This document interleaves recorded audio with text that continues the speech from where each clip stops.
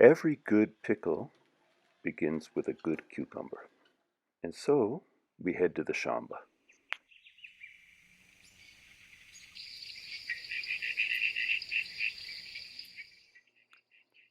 Nice and round. Perfect for spears. These are called Nakuru.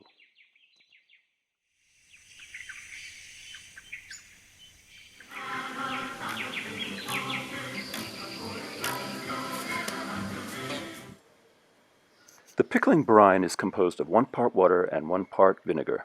Now you can use white vinegar, rice vinegar. You can even experiment with a few drops of turned wine. However, cider vinegar is the most popular choice. I like to add garlic, tumeric, and also ginger. Sugar, salt, and dill is also, of course, added.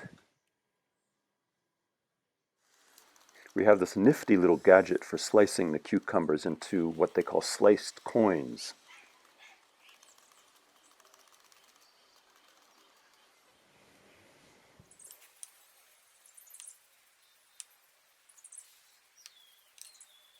And my heart went on a journey to the moon when she told about her father and the gin.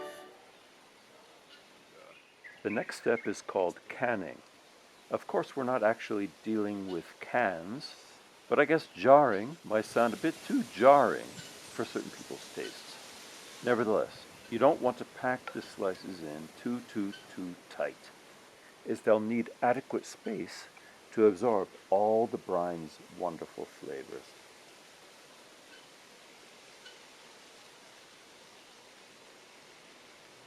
You'll also want to make sure that each jar gets a good portion of garlic, of dill seed.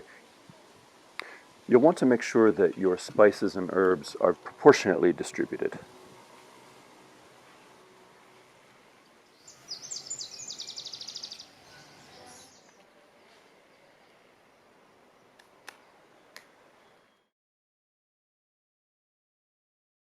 And I never saw a more enchanting farce than the moment when she shouted, "Move your balloon!" Yes, sir. We've all heard of the expression to be in a pickle, but did you know that Shakespeare was the first one to use this in the English language?